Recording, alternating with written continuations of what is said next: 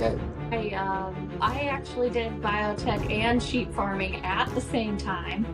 I had about 60 head of sheep, and I was in quality control for a big pharmaceutical company. It was a ton of work. I learned a ton. And in fact, when I was on my sheep farm fixing fences, that's kind of the inspiration I had to go fly is I saw these little bush planes fly up into the Bitterroot mountain range, and I thought I should probably try to do that too. It sounds like fun. It got to a point where I really needed to make a change. Not necessarily that I was unhappy, but that I had discovered aviation, and it just gave me so many feelings of freedom and adventure that really spoke to me and satisfied some deep need in my life. And just afterwards, thinking back, what are the lessons I took away from this? It's really know yourself, have the wherewithal to make those choices, have the confidence to say, oh, I can't fly today, I'm not fit.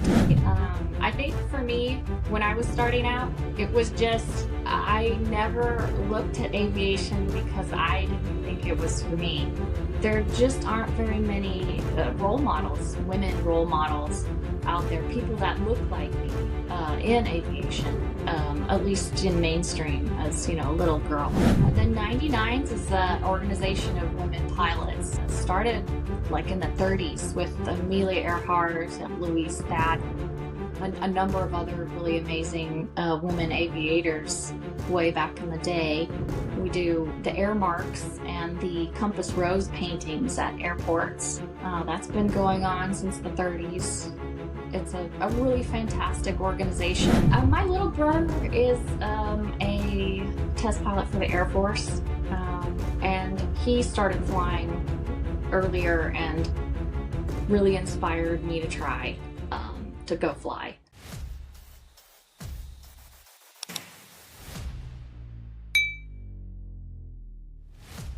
I am delighted today to have my first member of the 99s joining me on the Plane Success podcast.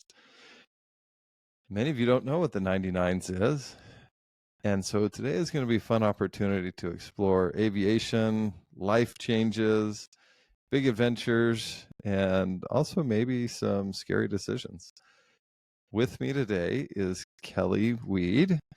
Kelli, you have done a lot of amazing things. You went from sheep farm to biotech to flying airplanes and a whole lot of other things in between. Give me an overview of that journey, because I've never talked with anybody that went from sheep farming to biotech and flying airplanes. So this is fun. I actually did biotech and sheep farming at the same time. I had about 60 head of sheep, and I was in quality control for a big pharmaceutical company. It was a ton of work. I learned a ton. And I felt like it was time for a change in the biotech career, to go for something that allowed me to have a view of the world and an adventure. And so I went into airplanes. And in fact, when I was on my sheep farm fixing fences, that's kind of the inspiration I had to go fly, is I saw these little bush planes fly up into the Bitterroot mountain range, and I thought I should probably try to do that too. It sounds like fun. So, Now, yeah. before seeing those planes and having that thought, have you ever been in a small plane before, or have you just watched them fly over and were fascinated by it? My little brother is a test pilot for the Air Force, and he started flying earlier and really inspired me to try to go fly. We did get a little flight in a Beaver on floats at Kenmore Air, which was pretty awesome. I loved the sound of the engine, and that kind of inspired me too. That was one of the times I went in a small airplane. Okay. So tell me about, that's a pretty big decision to leave a career that I imagine is going to be pretty stable. Mhm. And for a lot of people, that would just be too scary to make the step. So how did you build the courage to be able to make that decision, because that's not a small life change. That's a pretty big shift. Yeah, for sure. Yeah, and it's also pretty tough to, start our just from scratch in aviation, with, just like half the pay, and at least initially. And I just, it got to a point where I really needed to make a change.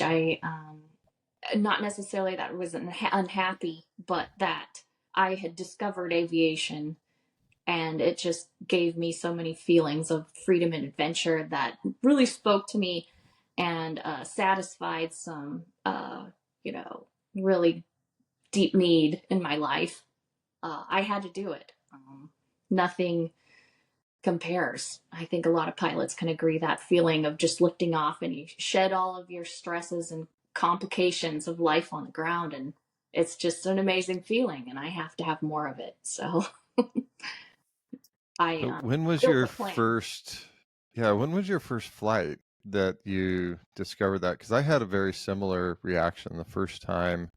It wasn't, I guess, the first time I was in a small plane, but when I had decided, okay, I'm going to learn how to do this, and I was there, and the instructor sitting next to you, and they let you think that you're doing all the work, and you take off. And for me, it felt like all of life's problems just kind of stayed on the ground, and there was this new version of Alan that was born in the air, and it was addicting right from the beginning. So for you, what was that moment like? What was that first maybe hit of aviation addiction? Yeah, I'm recalling my first flight too, my very first lesson where I was at the controls. I remember my instructor telling me, "Oh, climb up into the left seat, let's go." And I thinking, that's the left seat. That's for pilots. That's not for people like me. I I forget where my keys are half the time. How could I be a pilot? It was just, I had a lot of self doubts and fears at first. And then, he was just going through, okay, push the throttle full, and we're going this speed, rotate. And that whole feeling of being at the controls and being the person to have the plane lift off was pretty changing in my life. It was an amazing feeling. Yeah. Like nothing.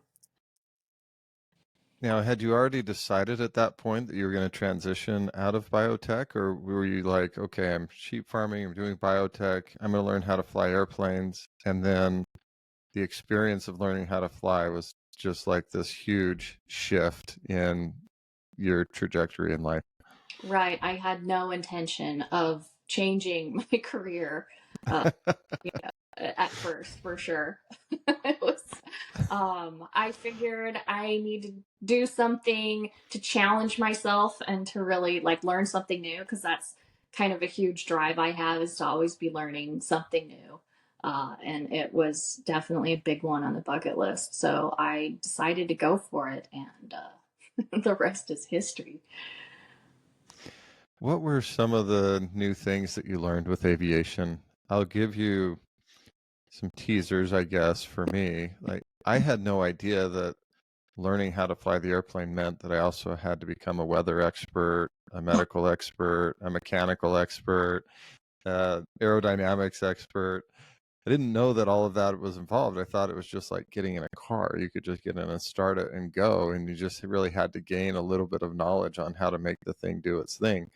And so for you, and then there were lots of learns after that, learning how to fly, instrument only, and planning big cross countries, all from here to Florida, etc. What were some of those learning things for you, and were they always exciting, or were there times you're like, oh, I really hate my life right now because I have to learn this thing? Yeah, huge. I think one of the biggest things for me is that doubt in the beginning, where I thought it would be way too scary to learn how to fly. I thought I would do it, and then, I would have some experience that would just turn me off because it was too scary. And I found that aviation teaches you how to deal with emergencies. It teaches you how to deal with decision making, the weather, everything that could be scary. you learn what you're supposed to do to overcome that and to make the best choice, the safest choice. And it's an amazing feeling to learn what to do in turbulence, or learn, how to deal with these things as they come, learning how to make choices with weather that built and created a sense of confidence in me that I could learn. And just like the idea that I could learn how to overcome that was probably the biggest thing, and the biggest experience in aviation that really was amazing that I learned. So What type of plane did you learn to fly in? Mine was the Cessna 172, which is pretty typical. What about for you? I early on I started out in a 172, but very quickly that airplane went under had some mechanical issues, and so I had to find a new instructor and a new airplane, and that ended up being a bush pilot in a 182. So that was a pretty cool experience, getting a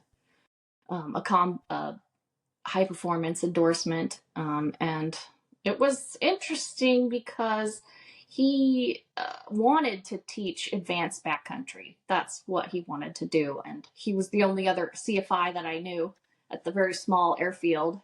I tried to convince him to help me with my private, and it ended up. I'm glad he decided to take me on. I think we both are glad for that. We've had lots of adventures in the backcountry in a 182 right off the bat. So pretty amazing. So, Kelly, I don't have any backcountry flying experience, so this is going to be fun for me to just ask you about some of the differences, maybe some of the preparation necessary.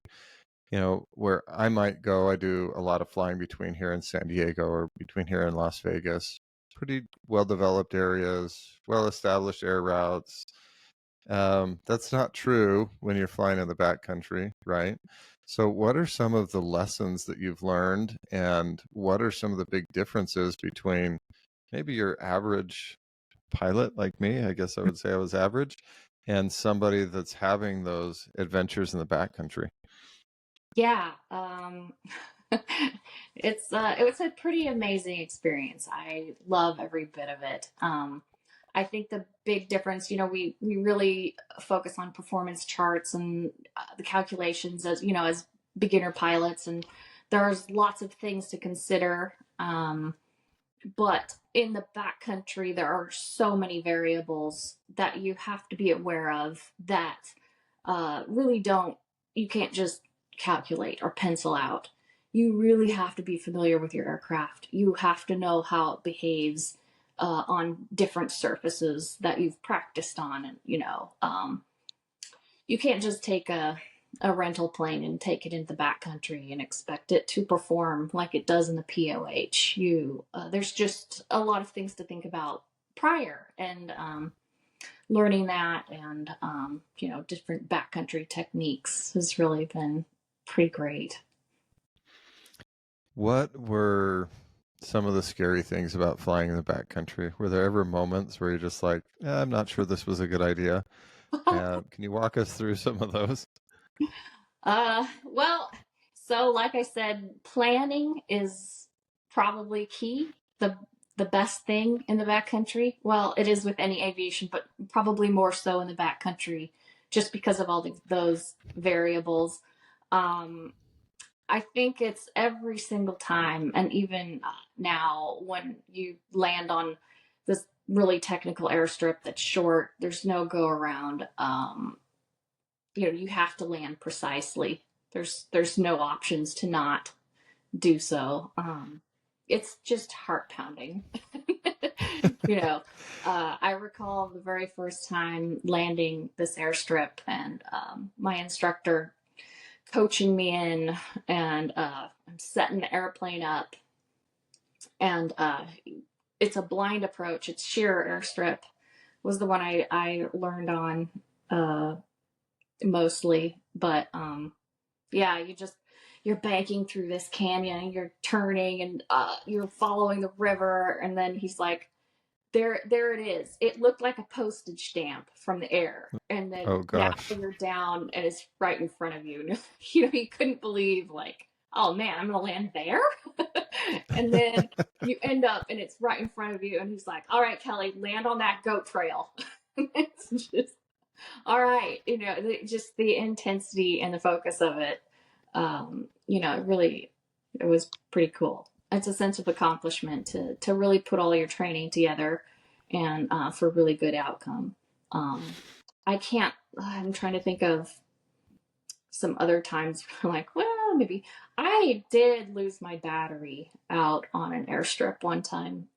Just as I was approaching the airstrip, I did notice that my voltage was dropping.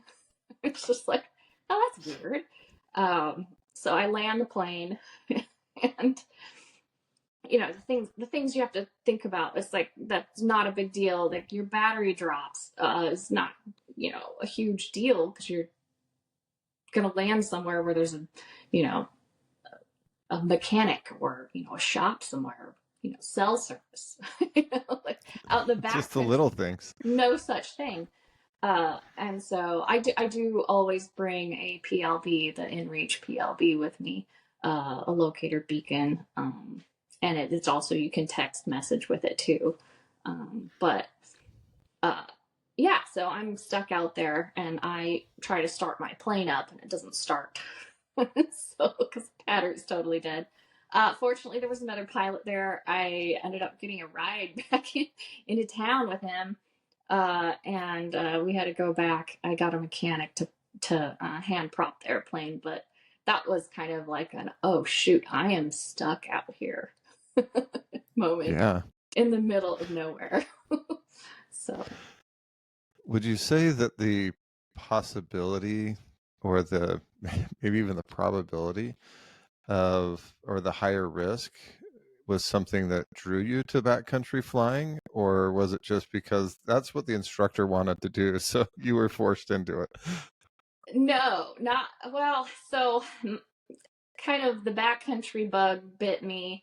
Uh, my neighbor is also a bush pilot, back in Montana, and he landed his airplane in his backyard, and I got to watch that a couple times. I thought it was amazing, and then he offered to take me for a ride in his airplane, and we went to a remote airstrip, a private ranch, um, back in the Bitterroots, and landed on this 900-foot airstrip, and it was incredible. And I decided I have to do this, uh, and so that was well before I started my private pilot license, but after Kenmore flight. And I ended up flying my very own airplane and landing on that same airstrip. And I could never imagine doing that back then when I flew with my neighbor out there. It was just so amazing. Just the canyons right off your wing, just you feel like you just about touch them, and they're just rocky. It's amazing. And the banks, you're doing your canyon turn. It's just, it's an amazing feeling of accomplishment. I never thought I could be able to do it. And just getting the training and going back there with my instructor, it was kind of exciting for me that he did want to teach backcountry. I just felt like I wasn't there yet. I'm like, well, I don't even have my private license yet. Uh, he was willing to teach me, so I'm like, yes.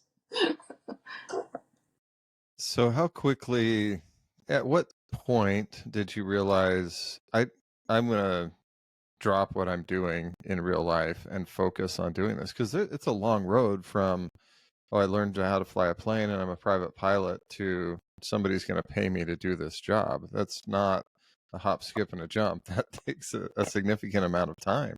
So what did that look like for you?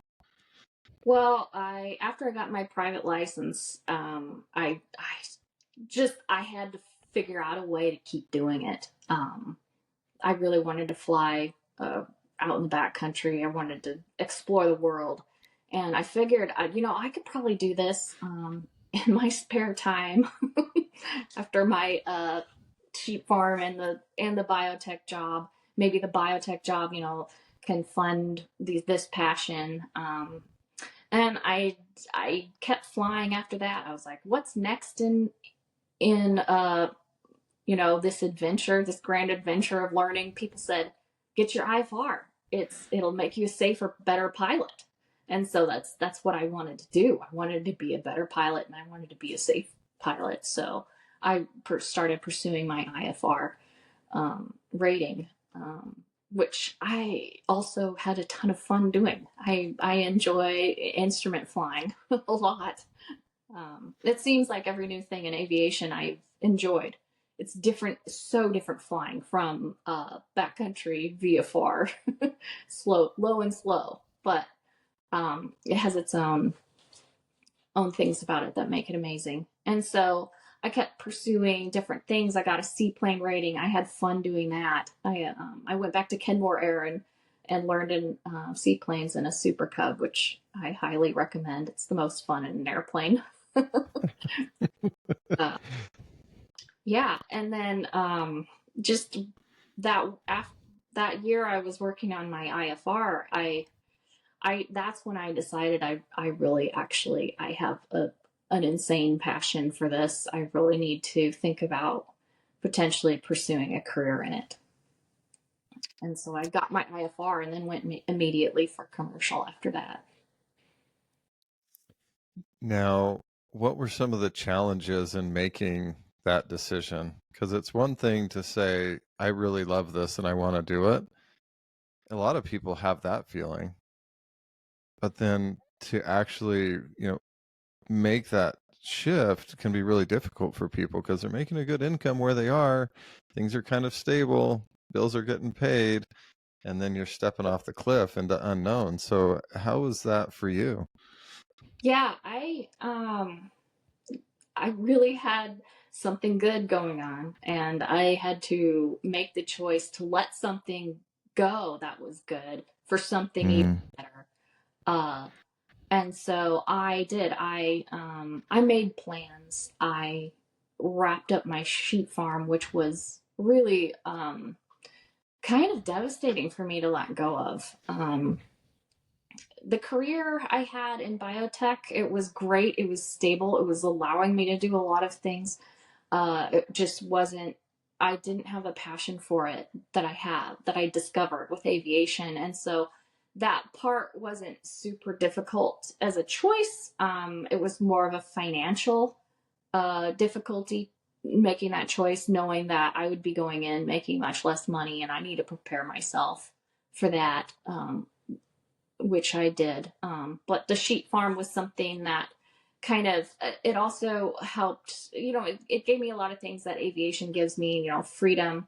I was managing a large flock myself, and it's kind of that sense of accomplishment doing something, uh, and I really enjoyed it. And to give that up was pretty difficult choice for me. But in the end, I would still do it again because flying is what I really want to be doing. Kelly, I'm seeing these things that you've done, managing this flock of sheep, and I imagine that was a big decision too to start doing that, making the shift into aviation.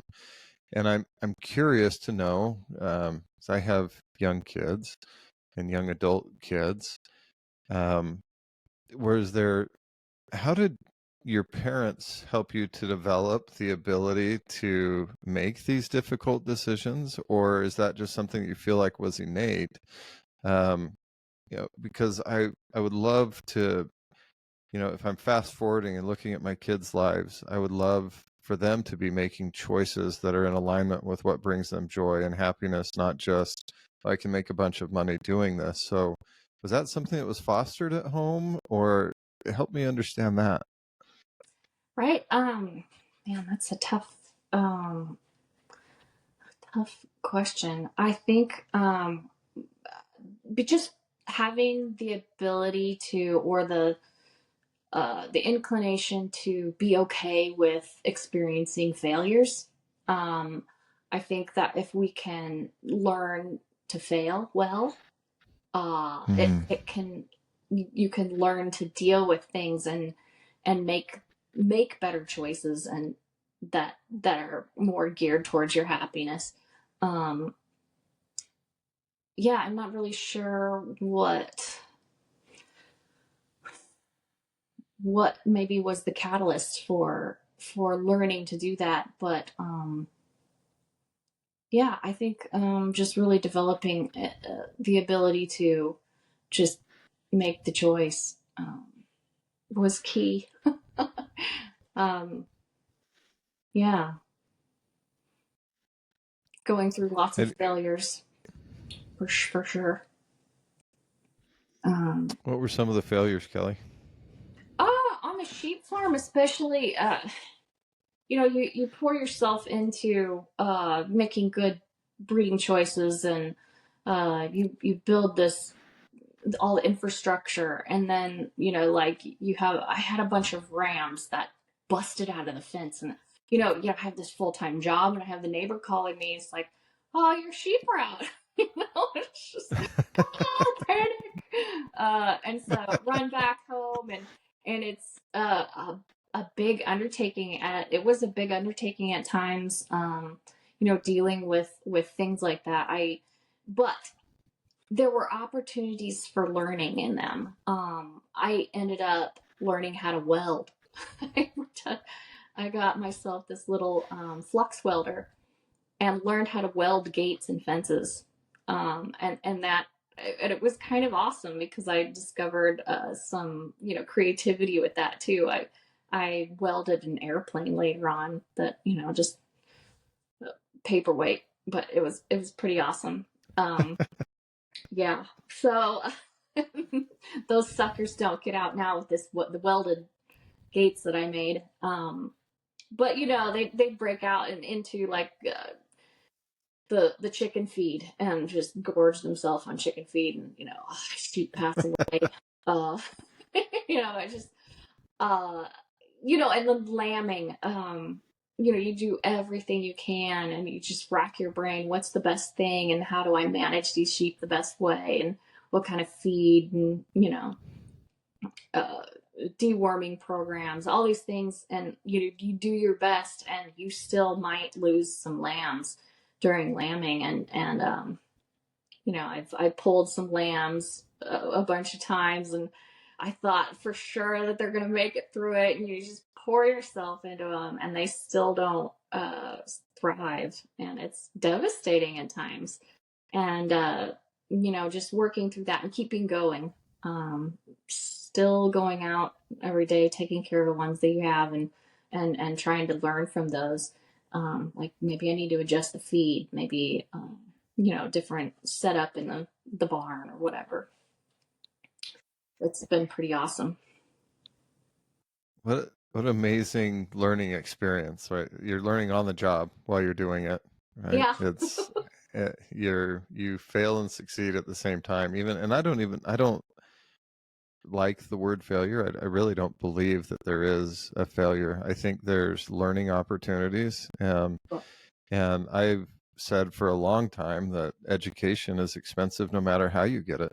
You can pay for it in a university, but the education that you went through on your sheep farm or in the cockpit was equally expensive, just in different ways. It can be expensive in time, it can be emotionally taxing. I'm sure it's not an easy thing. You get close to the sheep, I'm assuming, and so to lose one, I'm sure would be taxing. Kelli, you're also involved in a lot of different aviation organizations. We mentioned one at the beginning, the 99s. I would love to hear about the 99s because I don't know much about them, and I'm just kind of fascinated. But I also like to know some of the other things that you've discovered to do with these aviation skills that have brought some joy into your life and possibly served others as well. Yeah, the 99s is an organization of women pilots. Started like in the 30s with Amelia Earhart, Louise Thadden, a number of other really amazing women aviators way back in the day. We do the air marks and the compass rose paintings at airports. That's been going on since the 30s. It's a really fantastic organization. You really get out of it what you put in. I'm part of the Professional Pilot Leadership Initiative, where it's an 18-month session where you learn leadership skills and you have mentorship. It's a pretty great way to inspire women aviators through the 99s, for sure. Tell Yeah. me about some of the women that have influenced you, whether they be from the 99s or other women pilots that have been mentors to you in your aviation journey. Well, my grandmother was a pilot. She got her private pilot certificate. And I didn't know that until I started flying, which was pretty cool. Um, I do remember, she always talked about Amelia Earhart. Uh, and so that was pretty cool. I think maybe early on that probably inspired me a little bit. Um, and through the 99s, my mentors have been amazing. There's also, there's the kind of a founding person that put together the leadership initiative is Jenny Beatty, Captain Jenny Beatty. She has some blog on her website. It's loaded with ways to overcome setbacks in aviation, and ways to deal with these things that are challenging for women pilots in particular, but for everybody really. And she's been really inspiring to me. She's a major uh, action, like she does a lot with the 99s, so she's been pretty inspiring. What are some of those challenges that you feel like, well, not that you feel like, that women in aviation face? And you said also just other people, but what are some of those challenges that she's identified that maybe you've faced? And Mm-hmm. I would love for you to be able to share that. I have 5 daughters. So far, one is possibly interested in aviation. The other 2 haven't expressed much of an interest, or they've expressed disinterest on the other the other end of the scale. But my 15, soon to be 16-year-old, has expressed some interest, which I would love. So, what are some things that she might face, and what kind of advice would you give to a woman of any age that's looking to do what you're doing? Great question. I think for me, when I was starting out, it was just I never looked at aviation because I didn't think it was for me. There just aren't very many role models, women role models out there, people that look like me in aviation, and at least in mainstream. As you know, a little girl, it's hard to see myself in that position. And even starting out, I had so much self doubt and like, wow, I don't really belong here. And I think to really get connected with those organizations and to see women in that place has been huge. And I mean, I hope to give back and be that kind of person too. I think, we try to put ourselves out there on social media, and sometimes social media can seem so perfect and maybe not really looking at some of the challenges that we face. I think that's I'll refer back to Jenny Beatty's blog about she has so many resources out there and how to deal with different challenges like harassment. But I think the big thing is just representation, and the feeling that we it's not for us because we never thought of doing it because we never see women in that position. And so yeah, that's probably the biggest hurdle. And then other people too, like they don't see women, so they'll sometimes they'll be like offhanded comments that are like not meant to be dissuasive or anything, but just like, oh, we don't see any women in this position, so what are you doing? Kind of thing. And so changing those mindsets is pretty would be a good objective. What are some of the other organizations that you give your time to or that you like to follow in aviation? Uh, I I volunteer or am a pilot for Angel Flight West. I'm also Woo-hoo. yes, and Shout out for Angel Flight West. yeah, shout out for Angel Flight West. I also am a pilot for Elevated Access, um, and then also the EAA I volunteer with. I give flights for kids, and then I recently just applied to be a part of to volunteer for the Civil Air Patrol. So I'm excited about that too. Um, there's so many different organizations that I'm a part of that I really love. The RAF, because backcountry flying is really important to me. The access to backcountry is really important, and with that comes a good stewardship. And I think the RAF, the Recreational Aviation Foundation, really supports that. So I'm pretty supportive of what they do. Give me a rundown on each of those organizations that you just talked about, because there may be people listening that have no idea what we just talked about. Right. Angel Flight West is for medical access. Well, so Angel Flight West and Elevated Access both work towards uh, access to medical care through aviation. And so they offer flights, free flights to go to non emergency type procedures. Elevated Access is geared toward women and other minorities. So yeah, they're pretty awesome. Let's see. I talked about the RAF, the Recreational Aviation Foundation is geared toward preserving access to airstrips and recreational aviation. Um, the Civil Air Patrol, um, they're involved with like search and rescue, and they also have a pretty good youth program for kids in leadership, developing leadership skills. So I'm a new member of that, so I'm just learning about them as well. So let's see. The other we talked about the 99s, the EAA, the Young Eagles.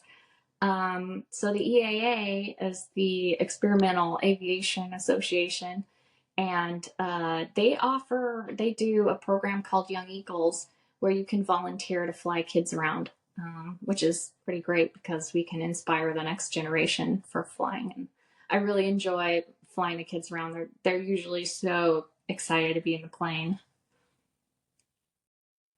Now, Kelly, in preparation for this, you shared an experience that was personally terrifying while you were flying. Can you walk us through what happened and what you learned from that experience? Right. I think the biggest one for me is I pushed myself really hard to fly one day. I I think in commercial aviation, as a commercial pilot, we learn okay, you have to make good choices as a pilot. Go through your PAVE checklist, your I'm safe checklist, and something that's not necessarily at the forefront of like I don't always think of I'm safe all the time. And in this one instance, I had flown for over 10 hours a day for 5 days straight. Wow, Uh, that's a and lot of flying. yeah, and I underestimated the pressure to get in the air and get the job done. Um, and I pushed it for another day because I thought I could do this. And um, I got exhausted, and I started getting. I was way too more tired than I thought was, and I was making these really small mistakes, like forgetting my cowl flaps, or like I couldn't even figure out how to use the knobs on the GPS. And Oh that gosh. really terrified me. I thought, how am I going to fly this plane? I have to, like I have to get it on the ground. And that moment was really terrifying and enlightening at the same time. Uh, what really helped me was to really focus on my primary training. I kind of zoned into that zone when, I remember Richard telling me, land on that goat strip, Kelli, in the Cessna, learning backcountry in the Cessna 182, the level of precision. And, when you aim small, you miss small. And so, yeah, I really tried to zone in and get to that place. And I landed the plane safely. And just afterwards, thinking back, what are the lessons I took away from this? Is really know yourself, like have the wherewithal to make those choices, have the confidence to say, no, I can't fly today. I'm not fit. It caused me also to do a lot of research on fatigue. I researched more on ADM. And so that it was good because it inspired me to learn more about making good choices in the plane. So it ended up being a good thing. Do you feel like aviation has improved your self-confidence? 100%. Yeah, every time I learn something new and get that maneuver down or understand something clicks, that I to understand in that aerodynamics or whatever, it really causes me to realize that I can do this. I can learn, even though I feel it feels so big or so difficult. I can learn how to do it, and that has just built my confidence in an amazing way. Just really satisfying. Would you say that that was something that was a struggle prior to aviation? Yeah, I think that was a big part of my life earlier, is struggling with the confidence to kind of break outside of my comfort zone and do things that are difficult. And aviation really has allowed me to think about breaking out of my comfort zone more often and learning new things. What's the next step for you, Kelli? What's the future of aviation? Have you charted that course, or are we just trying to figure it out as we go? Yeah, it's a whole new world out there, and there's so many directions I could take. I just got my multi uh certificate, last commercial multi last week. I passed my check ride. I'm really excited to fly twins, and I'm also kind of excited to fly jets. So It's always the reach for faster, higher, right? um, do you think that's a short step for you now? Now you have the ratings, but also, to step up into a jet or, flying multi-engine also is a matter of just experience, right? What's that path for you? my mentor in the 99 said, all right, now it's time for you to go get some experience in a jet. And when I think of jets, it's the same thing. As when I started aviation, it just feels so far away, and it just feels like I'm not qualified. But it's the next thing. Just prepare yourself and take little tiny steps. Like, I got my multi, that's the next step. I'm going to study about jets, and I think it is. Yeah. Even though it feels scary. One of my favorite people to fly with, her name's Shelby, and I think she and I were maybe at close to the same experience level at one point. Actually, no, she was a little further ahead. She was already CFI, and I don't know if I was a private pilot by then or working on my commercial or instrument rating. And it's been so fun to watch her on that same progression. She's now being paid to fly jets. And, I when I saw that, I just thought, wow, it just seemed like not that long ago that we were both putting around in a 172 and, working on the commercial maneuvers or whatever it was we were working on at the time. And I think that's one of the lessons that I've learned from aviation is that we're usually a lot closer to our dreams than we allow ourselves to believe. And they're usually just a series of small steps forward that if we're willing to take those, that dream that we have, it will open up for us. And it wasn't that many years ago when you were just looking at your neighbor landing his plane in his yard or watching the backcountry pilots fly overhead. And I know I frequently have the thought, in fact, it was just, last week I was in San Diego and I was flying over the harbor at 1.300 feet and then, between 300 and 800 feet.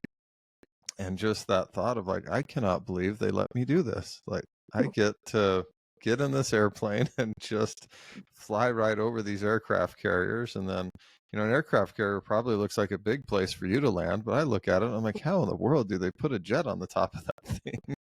I don't think I could land my plane on there. And so I'm excited for the journey that you have in front of you. It was really fun to get to know you today, Kelli. If you could, so part of the inspiration for this podcast was my dad, and he passed away in 2020. But he always used to say, Alan, remember the little things. And I think there's so many little things in aviation that make such a big difference in not only your flight, but maybe even, in your life. Whether it's in aviation or maybe there's something that has inspired you or you want to say to other women who are, maybe they're in the same place where you are. They're tired of the job that they're in, or maybe they're just inspired by something different. What would be some of the little things that you would recommend to them?